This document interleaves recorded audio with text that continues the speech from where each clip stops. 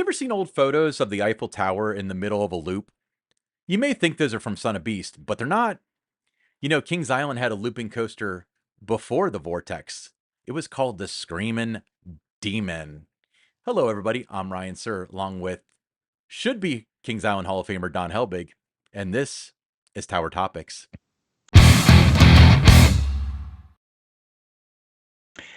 Tower Topics is a podcast for Kings Island fans by Kings Island fans because that's who we are and that's who we care about. Yeah, so Screamin Demon, I didn't get to ride this one. It was before my time, but so it was Kings Island's first steel looping coaster. Talk about its debut. How did it come to be? Well, Screamin Demon, sometimes referred to as the Demon, debuted April 16th, 1977 in the Wild Animal Safari, which is now known as Action Zone, kind of where Congo Falls is now located. So it was located in that section of Kings Island. It was part of a $6 million, or rather $5 million upgrade. Oh, yeah, $5 million upgrade, and it got him a steel coaster. Oh, to be young again, right? That's right. So, That's what right. made it unique and so popular among coaster enthusiasts? Well, the Screamin' Demon was the country's first forward and backward looping roller coaster with a track length of 635 feet. It had a top speed of 45 miles per hour, pretty fast back in that day. Took riders through a 54-foot tall loop, gave them a moment to catch their breath on the other side, and then sent them back through again through the loop backwards. Oh, so how did the technology of the Screaming Demon differ from typical roller coasters? They all have chain lifts. What'd this have? The Screamin' Demon utilized an electric winch motor system to progressively push the riders down a drop and then through the loop, and then it repeated the process in reverse. So on the other end, and this is just me asking off script because I honestly don't know. I know I've ridden Schwarzkopf ones that have a spike. What was on the other side? Did it go uphill and then roll back? Because it always looked like it was kind of flat. Yeah, you would get pushed out, and then you would go down. You'd go through the loop, then you'd come back up, and then you'd kind of go on the track. Go several 100 feet, not 100 feet, but go down a little bit, stop. You'd sit there for a second, and then you would come back in reverse. But there wasn't anything over there. It was just a platform, just like the platform that you loaded Did on. it winch you backward too, or was it just gravity driven at that point? Oh yeah. Oh, okay. You were pushed. Yeah, same thing. Yeah, it was the same exact system on both sides. I did not know that. So the ones that I've ridden, the Schwarzkopf, especially Grease Lightning and Kentucky Kingdom, has a counterweight, launches you with that. You go through the loop, you go through a spike, and then gravity takes you backwards. I did not know that Screaming Demon. No, it went up and it was like flat track again, and then you just kind of sat there for a second, and then you got pushed back again. Oh, so what was what was the experience like being towed to the top of that ride, especially in a time when there weren't 300 footers out there? Going up to the ride, you had to climb 5 stories of steps to get to the Screaming Demon. That was kind of one of the more notable things about it. I will tell you, from 1977 to 1987, during the years of operation, that was probably the best condition I was in my life, having to climb those stairs. The number of times that I rode it. But guests like myself, many of the regulars at the park back in those days, the coaster enthusiasts, we hoped there'd be some kind of a line with Screaming Demon. So you were just going up, 5 or 6 steps, stop, go up another 20 steps, stop, so you weren't just kind of making that climb. So I never wanted to do it right at the beginning of the day, where you were going to have to just kind of, zigzag real quick to the top. That kind of wore you out. Yeah, they should have had an elevator. Actually, from what I understand, the next iteration of it, they tried that or thought about it or conceptualized it, but it never came to be. So why'd they remove it? Well, the ride was removed from the park at the end of the 1987 season. The Vortex had debuted that year. Kind of made the Screaming Demon somewhat obsolete. Instead of one inversion, you now had the 6 with the Vortex. Additionally, its loud launch, and it was loud. It had become a noise complaint for the nearby Timberwolf Amphitheater, which at that time was having concerts just about every Friday and Saturday in there. So the ride was removed, and it was replaced in 1988 by Congo Falls. Okay, so it was approximately in the same location as Congo Falls is today. Yeah, pretty much. Yeah, I had heard that that was one of the rides that needed to be shut down for the Timberwolf, which is incredible because this ride overpowered a rock concert. in noise. It did. It did. It was. I mean, there's two rides in Kings Island's history that had um, just going up the lift hill or just being long. I mean, just incredibly loud. And it was the Screaming Demon and the Bat. You Hmm. could hear either of them from the furthest reach of the parking lot. Yeah, and so other mentionable runners up would be Firehawk. Son of Beast was rather loud too, you know. Firehawk, quiet in comparison to Screaming Demon. Yeah, but neither of those rides I got to experience. That's why I've got such great hearing nowadays. But yeah, people complain about like, the RMC lift hills and stuff, but they don't shut down rock concerts, you know. I don't think that when they did that short stint of bringing back Timberwolf shows, I don't think they shut down any rides this past year.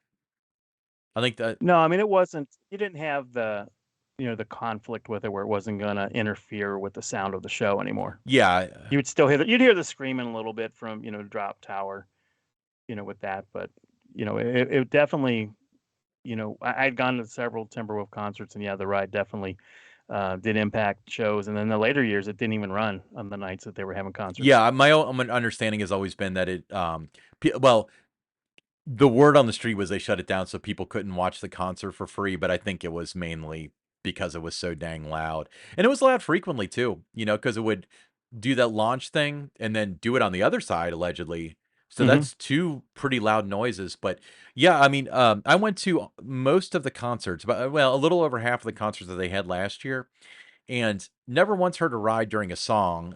Between sets, like, oh yeah, I'm at amusement park, but I thought they could coexist in today's world, but Yeah, but let's go back to like 1977 when it mhm. opened, and just think about this, Ryan. Is if that ride were put in today, it would be kind of a ho hum experience.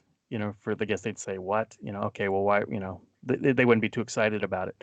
But back then, in 1977, it was revolutionary. Yeah, I mean, everybody calls this next generation weak, but I mean, look at the roller coasters you guys looked up to. You know, we've got Millennium Force. What do you guys screaming? No, totally kidding. And it's funny because perspective means everything with this stuff. Like, like as a kid, like we mentioned in the previous episode, like King Cobra was my first looping coaster, and the reason why it was my first looping coaster um, was because it only had one loop, and I was terrified of this one loop. Or well, I was terrified of the looping concept because I thought I'd fall out of the ride, like every kid does. The physics are against that, but whatever. So I rode that first, and then when I rode that a few times, I decided now I'm ready for Vortex. Yeah, I remember 1977, looking at it and just looking at my sister. We were going to go ride it, and I'm like, "Holy cow, we're going to go upside down!" Yeah, And it was just amazing, And you got off of that, and it was quite a thrill, and it had its time. I think I'm glad I didn't have that because I bet going through that vertical loop backward that's a mind bender. Like that's wild. That's not a That sensation could that have you been that's a great word to describe it. It was a mind yeah. bender. Because I mean even Grease Lightning at Kentucky Kingdom, which isn't tantamount to it, but it seems like it's the closest experience I've had. I remember going backwards, like I was pretty sure I was gonna fall out, and this is as an adult. It was a great sensation, but if I had done that when I was 12, I probably never would have ridden a roller coaster again. Oh my god. So you said that that it ceased operation because the vortex essentially made it obsolete, which is completely believable. Found a new home at Camden Park, right? It did. It was sold to Camden Park, which is located in Huntington, West Virginia, and it operated there up until about 2004. I used to go to Camden Park annually just to ride it. And in its later years, it really became very rough, so it really wasn't the same for me as it was at Kings Island. And also because the setting, wasn't the same. There where it was located, it was close to, I don't know what it was, I-64, whatever the expressway is that goes by the park. It's kind of like you were seeing that when you were riding. So it wasn't as, the setting wasn't the same as it was at Kings Island. It was just different. But it had gotten rough the last couple of years I rode it. Is it weird for you? Because I'll tell you it's weird for me to ride the same ride at one park and then it's relocated and then you ride it again at a different park. It's different, it's different. You can take the Flying Eagles, when it went to Hmm. Carowinds. Initially the ride experience was the same when it first went down there, but they had painted it. It was Planet Snoopy Yeah. oriented, but you could still snapping and everything. It had some trees around it, uh, nice queue line for it, but it just wasn't the same. Yeah, and for me, it's, so I rode, what was I rode Firehawk. What was Firehawk before? It's slipping my mind. Jogga Yeah, Lake. yeah, but what was it called? Oh, X Flight. X-Fly. I kept on wanting to call it X, but I was like, that's not what we're talking about. Yeah, so I rode it at Geauga Lake and I rode it at Kings Island, and I remember, like, remembering the sensations and stuff, but the experience was very different because it was at a different place. And I guess that the closest thing, if you haven't done that, is, like, if you ride, like, backlot stunt coaster at the different parks, it's almost like a dream because, like, you often have, like, one of those lucid dreams where, like, you're in your neighborhood, but your house isn't your house, and it's just, like, stupid. That's how I feel like when I ride, like, backlot at King's Dominion. Actually, most of King's Dominion does that for me, especially International Street. Um, but yeah, yeah, that's cool. So, anyway, Screamin Demon. Let's get back on subject. So what are some of the interesting statistics that, Screamin Demon had within its history at Kings Island? Over the ride's 10-year history at Kings Island, a total of 9.3 million rides were given. So I think that is a real interesting statistic. Now, 9.3 million doesn't sound like a lot when you consider 107 million for the Racer, 50 million plus for the Beast, 50 million for the KI Miami Valley Railroad, 47 million for the Vortex. So it doesn't sound like a lot, but consider it was there for 10 years, one train operation, and 9.3 million. So that's almost like just shy of a million rides per year given on this coaster. So I thought that was pretty significant. So how many riders was that? It was 9.3 million. Okay, 9.3 million. And how many steps I to the top? Let's figure out how many uh, steps these people took. it was like 150 steps to the top. I went up. I climbed those steps 213 times. Oh, man. And that's why you're in the great shape that you're in now. Yes, that's right. That's why my knees and everything hurt. But no, Awesome. Screaming Demon, just a lot of memories. There's some. It's rare, but there are some great photos of it where you got like the Eiffel Tower through the loop and that. But Mhm. yeah, just one of those rides that Kings Island that conjures up a lot of memories for me. Very cool. All right, moving All right, well, along. Ryan. Yeah, moving along, we've got the Tower Topics listener question. This one comes from Donnie Lakes, a big fan of the show. Donnie Uh, Lakes. now this is an interesting question. We can take one of each, or we can just pick one. But he says, "What is the all-time best, past or present, Kings Island ride, show, and event or celebration?" So Ryan, you go first. Do all three? Like, what's You a can do all of them, or you can pick one. The way the question is asked, it's we can touch on each one of them if you wanted to. let's do one of each because this is a good question, and I don't want to equate like, oh, this show is better than this ride because that's obnoxious. So, Right. best Kings Island ride in history. God, how do I answer that? um, Part of my heart says the Flying Eagle, the original Flying Eagles. That was one of my favorite. I've met so many of my friends there. I mentioned going down to Florida. My friends that live down there, I met at the Flying Eagles. Uh, just such great memories. From a thrill standpoint, probably the Beast, I guess. I mean, we've talked so much about its mark on history and mark on the park and stuff. So I'd be remiss if I didn't mention that. Um, so the problem is he's asking for the best, not our personal favorite. Because the Flying Eagle Right. certainly Wait, isn't the what? best ride Kings Island's ever had. It's just a personal favorite of mine. I would say for the best, let's say the Beast. Personal favorite, let's say Flying Eagles. Now, for shows and stuff like that, you got to remember that the scope that Don and I have are very different because we're in different age groups. So I can't really speak to the Taft years and the Keiko years and stuff like that. I'm talking about the last year of Linder all the way up through now. The best show I've probably ever seen there. A lot of the recent ones are good, like Phantom Theater's up there and stuff. But one that always comes back is one that I really, really miss is School of Rock that they had in 2004 and 2005. I really, really enjoyed that show. That was revolutionary for what Paramount was doing. Favorite event? Come on. the 50th celebration, fun fireworks and 50 and all that. Come on. That was the Kings Island at its absolute best. What about you, Don? Well, I mean, hands down, the Beast is the best ride that has existed in Kings Island's history. The ride's over 40 years old. It's still the signature attraction. It's still the coaster that brings people from, all over the globe, specifically to ride it at Kings Island. So yeah, the Beast. I don't think there's any Mhm. question about that. I mean, somebody could argue if it's their favorite ride, they're going to say Diamondback, Orion, or something else. But if we're talking about the best, it's the Beast. Best show, for me, it's close between two. Celebration, which was in the Kings Island Mhm. Theater for a couple years, and that was 82, Right. 83. Tremendous amount of talent in that show. And then the next couple years, it was Gotta Mhm. Dance, and I'm going to give Gotta Dance the slight edge as the best show in Kings Island's history. A number of the performers in that went on to perform, you know, on Broadway and do a lot of different things. So just some incredible talent. So I'm going to give that the slight edge with Gotta Dance. The best event, I'm right there with you. Fun fireworks and 50. Um, that nighttime show was spectacular. It was Disney caliber. It was something that guests that have been visiting Kings Island for over 50 years had never seen anything of that magnitude. Mhm. So that one is the runaway winner for me. Okay, let me amend Donnie's question. Let me ask you that because I've talked about mine, and I'll reiterate it. But I don't care if it's as an associate or as a guest.